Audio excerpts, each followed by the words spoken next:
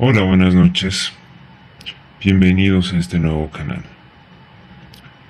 Mi nombre es Salvatore y este canal está consagrado a la historia de Bolivia, a partes importantes. Por el momento está consagrado a una serie de 9 libros que se llaman Historia secreta en movimiento nacionalista revolucionario de Luis Antezana Ergueta.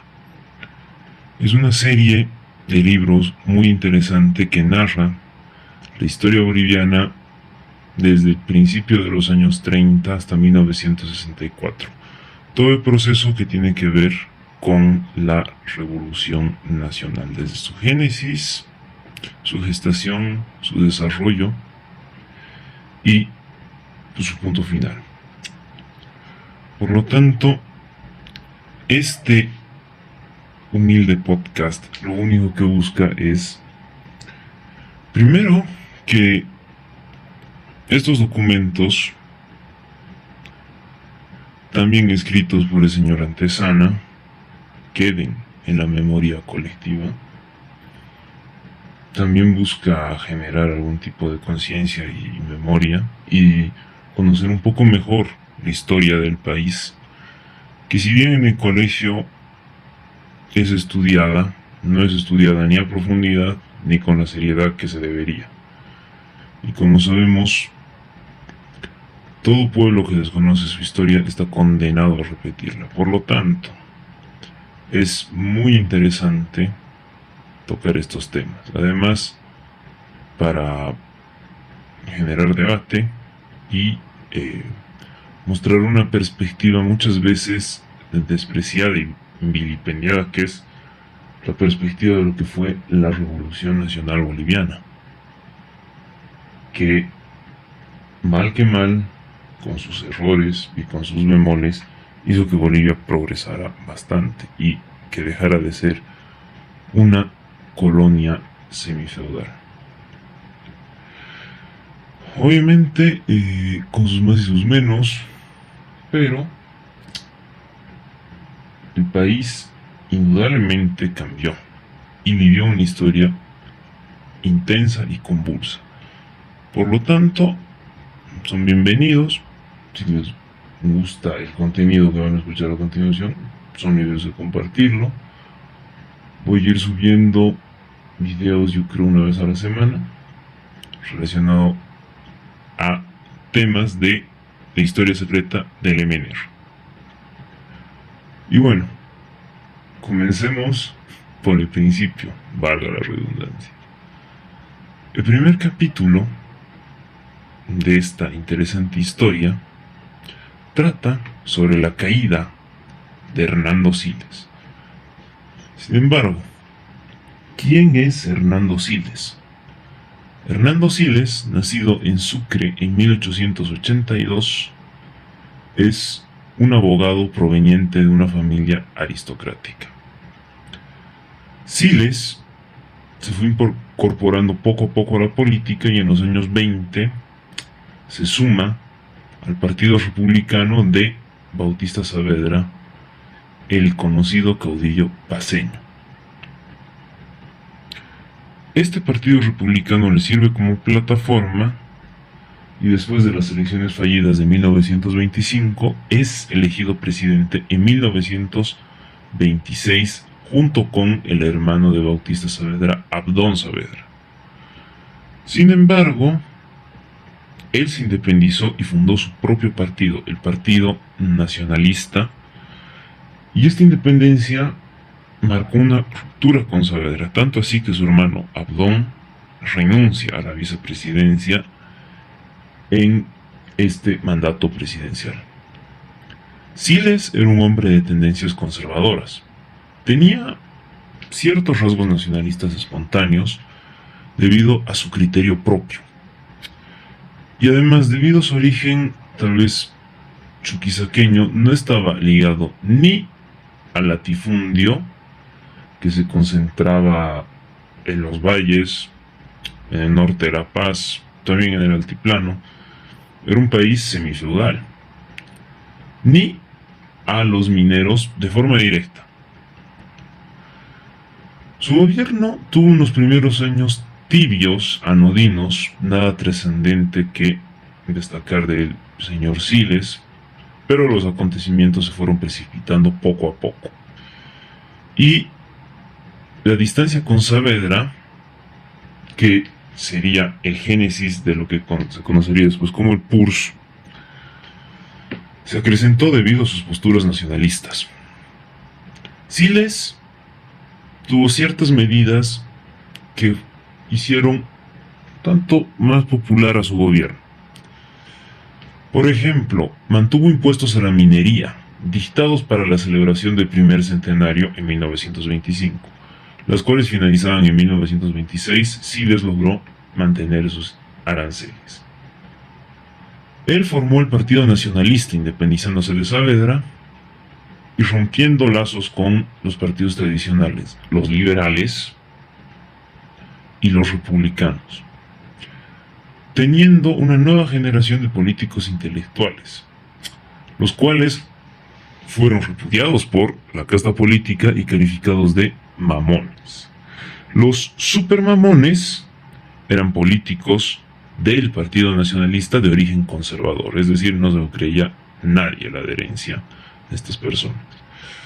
En 1928 surge una polémica con el Paraguay, una primera crisis por el Chaco, la cual Siles logra superar por medio de negociaciones diplomáticas y evitando un derramamiento de sangre. Sin embargo, Siles, pese a estas actitudes positivas, tuvo que enfrentarse a la crisis del capitalismo, el crack de Wall Street y el desplome de la exportación del estaño. El estaño por tonelada en 1928, por una tonelada de estaño pagaban 227 libras. En 1929, 204. Ya se ve como el precio merma. Y en 1930 fue aterrador, 142 libras por tonelada. Se podría decir que prácticamente la mitad. ¿Qué fue lo que pasó? Una crisis, lógicamente. El país, Bolivia, era monoproductor, basado en el estaño. La crisis era evidente. La cúpula, en este contexto de crisis, quería someter a Siles. Los grandes mineros querían tenerlo bajo su zapato. Es más, su gobierno no fue fácil. Hubo un renacimiento del movimiento campesino que había sido congelado desde 1900 con la ejecución de Zárate-Vilca. Sin embargo, el levantamiento de Chayanta en 1927 revive este movimiento campesino y es un movimiento bastante expandido. Se da en Potosí, en Chuquisaca, en Oruro y en La Paz contra el sistema feudal que imperaba en todo el país. El movimiento estudiantil, que estaba en auge por las reformas de Córdoba, que ya se habían producido hacía 10 años en la Argentina, estaba enfrentado al gobierno. Hubo un primer congreso estudiantil en Cochabamba que demandaba no solo la transformación de la universidad, sino la transformación de Bolivia. Y además, el crack sumaba una falta de liquidez que impedía que Siles pudiera pagar salarios a los funcionarios públicos y profesores, lo que generó un mayor malestar social y muchas más manifestaciones. Siles también tuvo posturas férreas. Necesitaba medidas férreas. Por lo tanto, tuvo una confrontación con uno de los magnates, uno de los varones del estaño.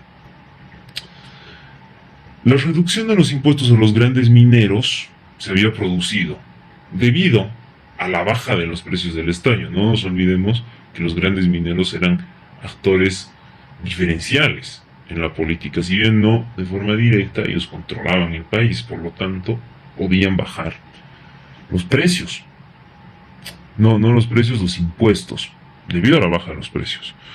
Obviamente este hecho perjudicó directamente al gobierno. ¿Qué es lo que pasó entonces? Siles decretó un empréstito forzoso a los grandes mineros. cuyas fortunas, tenemos que recordar, venían de minerales y mano de obra boliviana, casi esclava. Y los minerales obviamente les permitían llevar una vida de lujo.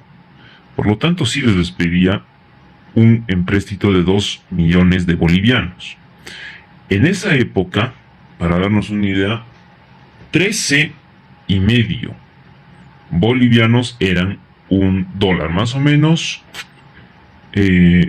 al doble de lo que es hoy. Hoy está aproximadamente a 7, ahí está aproximadamente a 14, el doble. A todos los bancos, para que se den una dimensión. Todos los bancos acataron, debido a la crisis, ¿no? Menos uno, el poder detrás del poder, el Banco Mercantil, propiedad directa de Simón Patiño, que dijo que tenía una falta de fondos. Es un argumento absolutamente falso, puesto que Patiño, representante de los varones del estaño y uno de los bolivianos, yo creo, más conocidos por ser millonario, ¿no? Poseía fundidoras propias en Inglaterra y Alemania, por no decir que vivía entre Nueva York y París. Por lo tanto, el señor Patiño no tenía ninguna falta de fondos.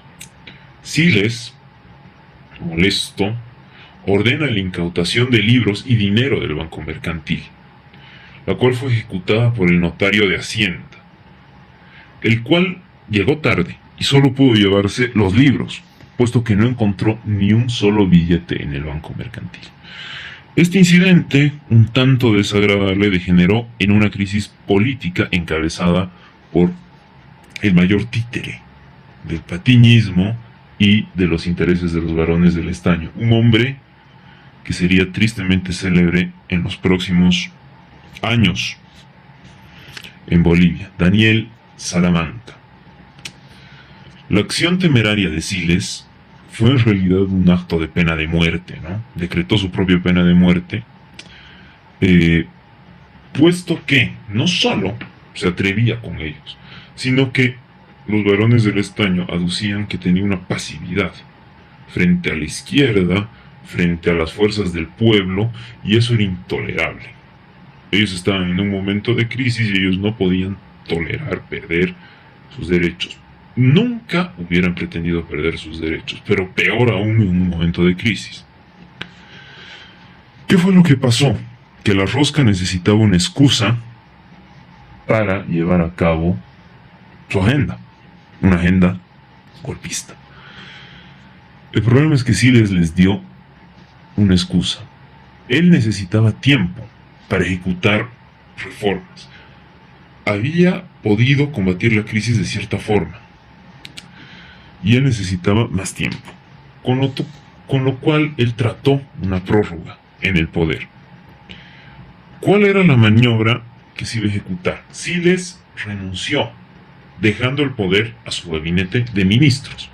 Este gabinete llamaría elecciones en las cuales Siles se presentaría y tenía todas las papeletas para resultar ganador, pese incluso a los múltiples descontentos que había. Él era muy popular. El 3 de febrero de 1930, el parlamentario José Antezana pronunció un discurso en Potosí. El Partido Nacionalista, por unanimidad y con sola resistencia de su fundador, el doctor Hernando Siles, a quien aún no ha logrado vencer, pensó que, dada la gravedad de la situación internacional provocada por el Paraguay y el estado caótico en que se encuentra actualmente la política interna, es de alta conveniencia política prevenir la anarquía, afianzar la paz para asegurar la defensa externa del país, otorgando una prudente prórroga al mandato del doctor Hernando Siles, mientras se normalice la situación y pueda el gobierno nacionalista llevar adelante su amplio programa constructivo y de consolidación nacional. José Antezana pronunciaba claramente lo que pretendían los nacionalistas: el mantenimiento de Siles en el poder.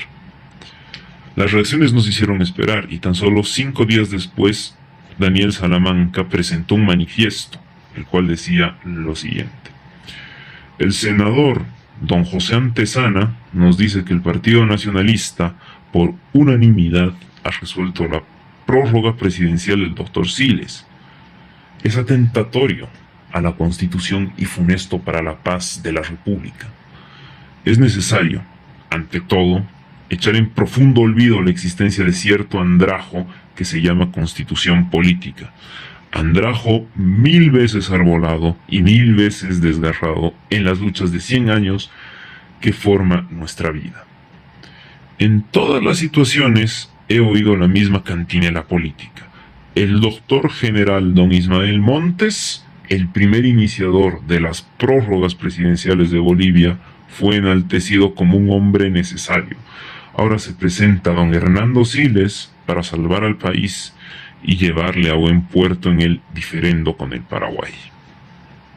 Obviamente la campaña contra Siles, alineada en un supuesto respeto a la Constitución, y un insólito y nunca antes visto regionalismo paceño que despreciaba a Siles por su origen chuquisaqueño de Sucre, fueron los principales motores, ¿no? Y llevaron una campaña contra Siles. Sin embargo, los hechos se fueron precipitando y Siles evaluó y vio que no tenía otra alternativa. Necesitaba prorrogarse en el poder para ejecutar sus reformas. Por lo tanto, el 28 de mayo de 1930, el gobierno da a conocer un decreto supremo, el cual dice lo siguiente: el Consejo de Ministros asume las funciones de poder ejecutivo, convocando para el domingo 29 de junio de 1930 para las elecciones para senadores y diputados, los que se reunirán conjuntamente en Convención Nacional a inaugurarse el 28 de julio de 1930 en la ciudad de La Paz. Fundándose en graves razones de Estado y deseando consolidar la institucionalidad del país, el presidente ha decidido declinar hoy irrevocablemente su alta investidura, inhibiéndose de intervenir en la solución del problema político suscitado por las manifestaciones parlamentarias y populares que solicitan su participación en el gobierno. Es necesario analizar la marcha institucional de la República poniendo a la nación en la posibilidad de recobrar por sí misma y resolver con alto espíritu cívico sus propios problemas. El decreto supremo es claro. Esta maniobra fue sugerida por ciertos cooperadores de Siles, que ellos mismos pretendían mantenerse en el poder, los ministros Fidel Vega y Rafael Taborga, alimentando el rumor de la reelección para luego pintarse ellos como hombres imprescindibles y quedarse directamente con el poder. Incluso existen ciertas teorías de conspiración que dicen que fue la propia la rosca minera, la que le hizo pisar el palito a Siles, dando el aval para su reelección de forma falsa, mientras iban fogoneando y agitando los ánimos en el país. El Consejo de Ministros quedó integrado por los siguientes hombres, algunos de los cuales van a tener un papel preponderante en los años a venir.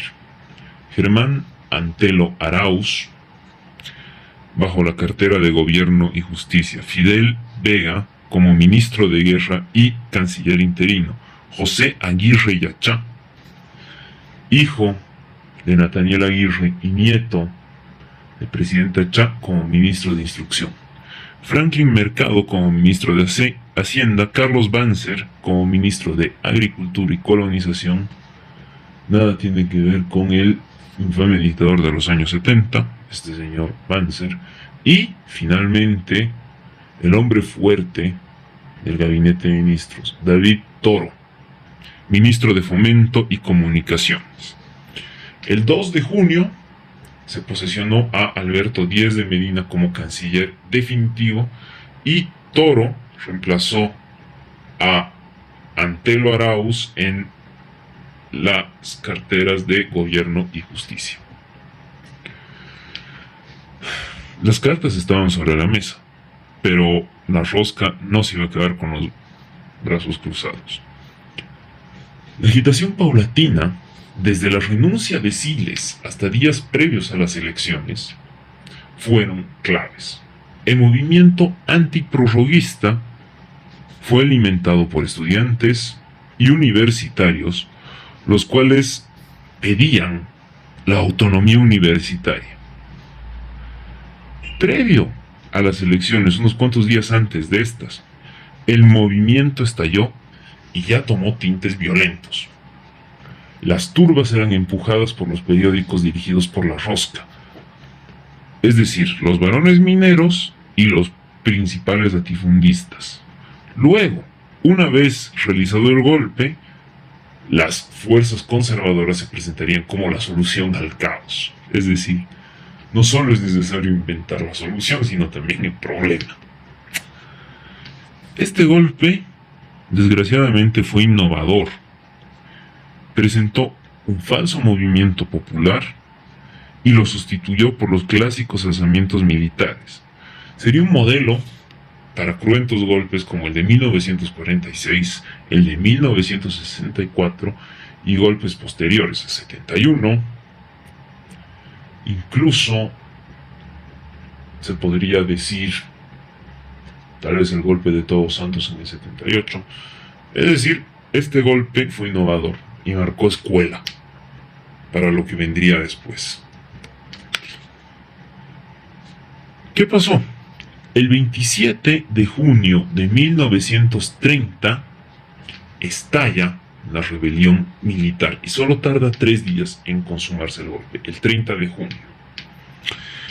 Este golpe fue conocido como el golpe de los gendarmes, el movimiento autonomista, la revolución libertadora o popularmente como la restauración de la rosca. Fue un movimiento civil conservador sumando a algunos regimientos del ejército, ojo, no todos. ¿Por qué? Porque Hans Kunt, ese alemán que también sería un personaje importante en los años a venir, era aliado de Siles y mantenía un férreo control sobre el ejército. Sin embargo, algunas unidades se le escaparon, se rebelaron, uniéndose a este golpe. ¿Cómo fue la rebelión militar? Bueno, primero, una fracción del Regimiento I de Artillería Camacho, en la ciudad de Oruro, se sublevó. Los regimientos segundo de Caballería Vallivian y tercero de Caballería Humala en Chayapata también se rebelaron. Es más, en la puerta del cuartel en Chayapata se asesinó al capitán Luis Antesana Badani, jefe del regimiento Avaroa, que era leal a Siles, con lo cual se consumaba que los regimientos de Chayapata se unían al movimiento subversivo. Siles y Kunt, viendo que el ejército se le está escapando de las manos, se asilan en una embajada y sus casas son saqueadas por una turba enardecida, en un hecho lamentable. Es más, Siles tenía un piano, en su caso un piano de cola, el cual es robado por la turba y colocado en la Plaza Venezuela. La masa, esta locura colectiva, utilizó el piano para tocar piezas nacionales, hasta que un manifestante, sacado fuera de sus casillas, prende fuego al instrumento y lo quema hasta las cenizas. La turba, que seguía en su lógica favorable al golpe, siguió danzando sin ningún problema alrededor del instrumento consumido por el fuego, en una escena dantesca. ¿Qué fue lo que pasó en el gobierno y en los aliados de Siles? Los supermamones, que eran fieles a su origen conservador, que se veían un tanto molestados por las ideas de Siles y por las medidas que había tomado, se voltearon. Obviamente eran unos traidores y le dieron espalda a Siles. Sin embargo, cabe destacar que muchos regimientos se mantuvieron leales al presidente. Los regimientos Ingavi, Max Paredes y los Carabineros. En Oruro, en el regimiento Camacho, los sublevados no tuvieron éxito. Y en La Paz parecía que todo estaba perdido. Es más, el 28 de junio se levantó una porción del colegio militar. Los cadetes, los jóvenes, se sublevaron y se dirigieron a un sector de la ciudad que se conoce como La Locería, donde resistieron y cayeron frente al Ingavi y los Carabineros, ambos regimientos leales a Siles. Las tropas sublevadas, claramente sobrepasadas, se retiraron a la base aérea del Alto, a través de la cual es una base estratégica, porque desde ahí la base está muy cerca a la ceja del Alto y se puede ver toda la ciudad de La Paz y se puede organizar de ahí muchísimos movimientos en cuanto a táctica. Es por eso que se retiran. Sin embargo, dos subtenientes iban a tener un rol preponderante en este golpe, porque iban a lograr voltear un regimiento clave, el regimiento Pérez. Los subtenientes eran Gualberto Villarruel y Jorge Antezana Villagrán. Ellos reavivaron el golpe contra Siles.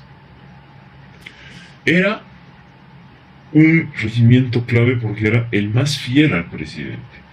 Y este se dio la vuelta y precipitó la caída de Siles. El Pérez se volcó a las 2 de la mañana del 29 de junio. Subió la avenida Saavedra hasta la calle Vallivian y luego el regimiento marchó nuevamente hacia la base aérea del Alto a reunirse con los sublevados, los cadetes sublevados. Concretamente, donde estaba el núcleo de la Fuerza Aérea y el regimiento Pando de Comunicaciones, que era el bastión de estos golpistas, controlados por otro famoso personaje que repercutiría igual en estos 34 años de historia, el coronel Bernardino Bilbao Rioja. Kunt ordenó el fusilamiento de Antezana Villagrán, puesto que él había asesinado a otro oficial, José Taboada, en una reunión del regimiento Pérez en Miraflores. Es más, el asesinato provoca el vuelco del Pérez. Los regimientos que estaban en Villacha y Huaqui se mantenían leales al presidente. En Villacha, sin embargo, la aparición de Antezana Villagrán fue determinante y generó la defección de los soldados y la adhesión de los mismos al golpe. Toro, que era ministro de gobierno, seguía defendiendo el régimen de Siles. Él fue un gran protagonista y se mantuvo fiel al presidente hasta el final. Después tuvo que irse.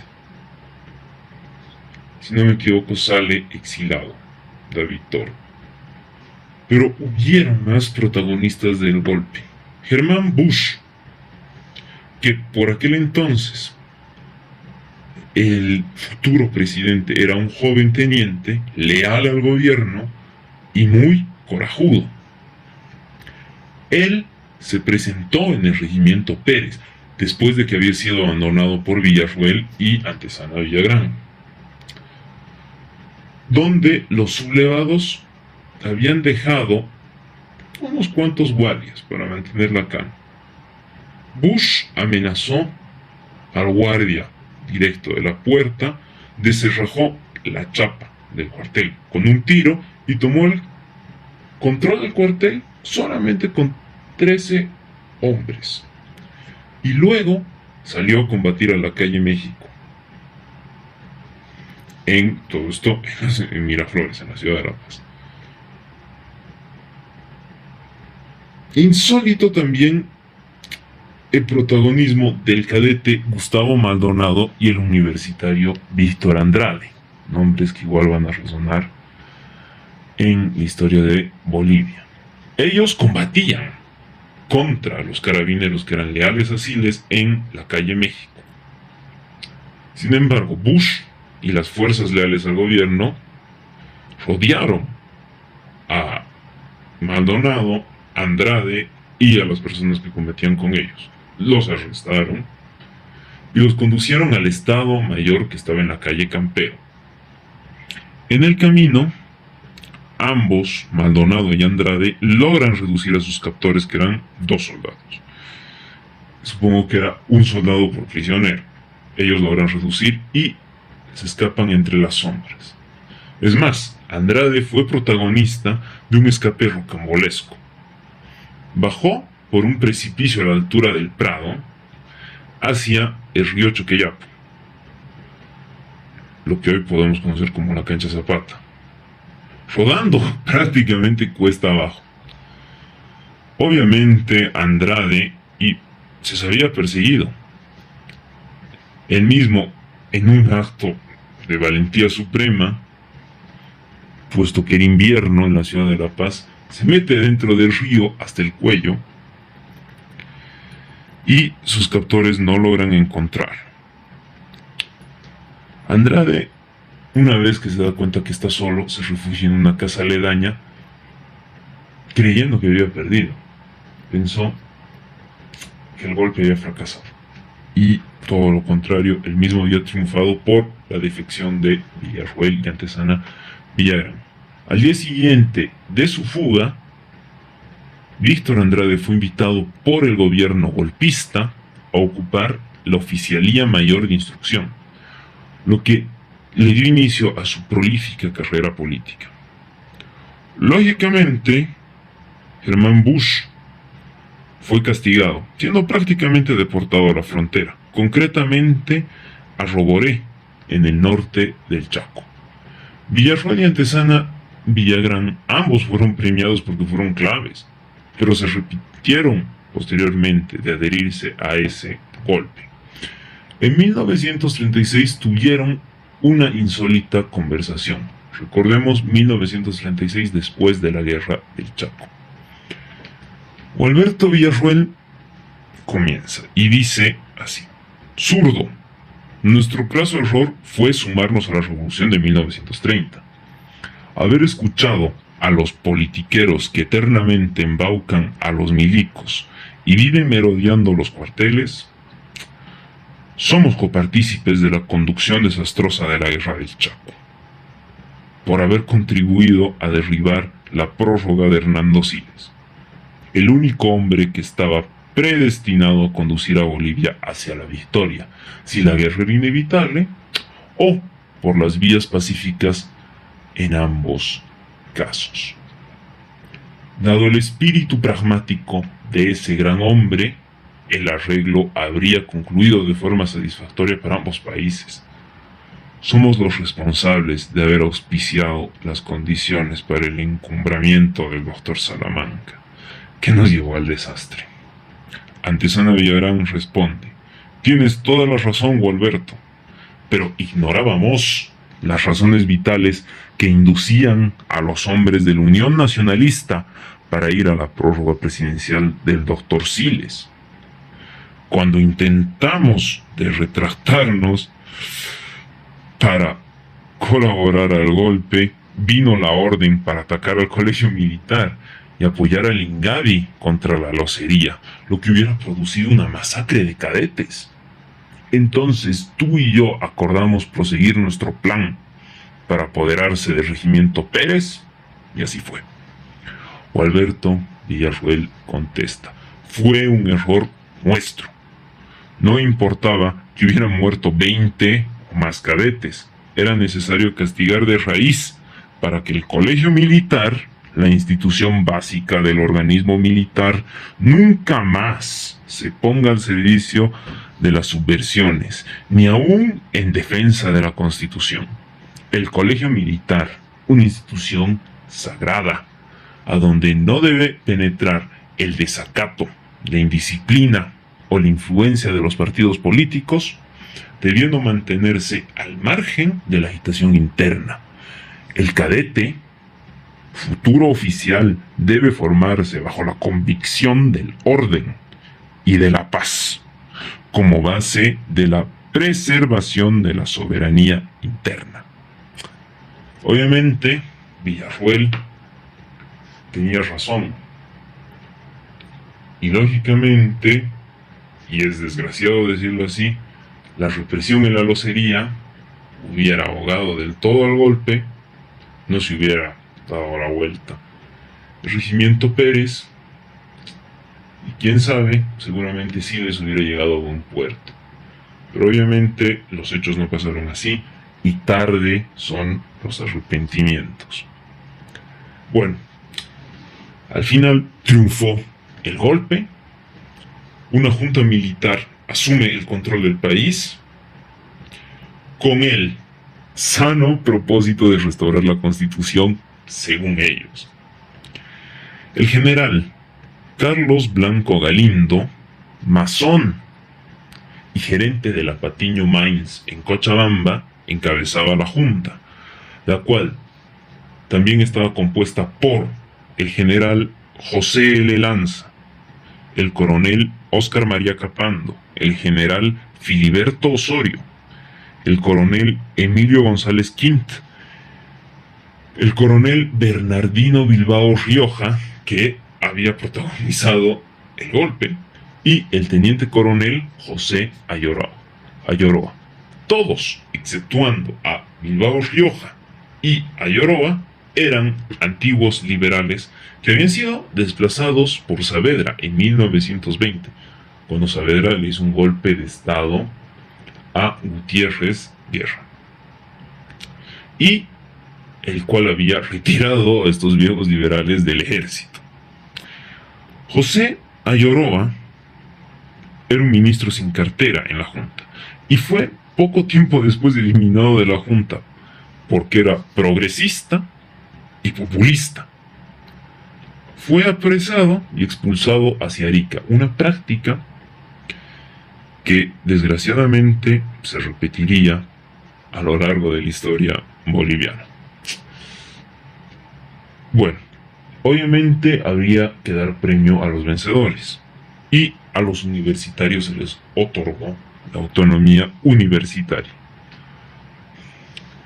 Pocos nacionalistas se quedaron al lado de Siles. Obviamente no es fácil estar al lado de los vencidos. Sin embargo, sus convicciones fueron mayores. Y obviamente cayeron en desgracia junto a él. Nacionalistas como Augusto Céspedes, Carlos Montenegro, Guillermo Alborta, David Toro y Germán Busch tuvieron que sufrir las consecuencias de la consumación del golpe. Obviamente, el gobierno de Blanco Galindo lo que buscaría sería el establecimiento de un gobierno favorable a la rosca minera. Es decir, preparó la llegada al poder de Daniel Salamanca. Pero eso es historia para otro día. Este sería el capítulo de hoy. Espero que les haya gustado. Si es así, compartan el video, muéstrenselo a sus amigos. Este canal tiene el fin de debatir, de presentar la historia, de recordar estos momentos de nuestra historia y darle la importancia que merece. Una vez más, agradeciendo al autor de estos libros, Luis Antesana Egueta. Yo soy Salvatore y me despido. Tengan ustedes una buena jornada.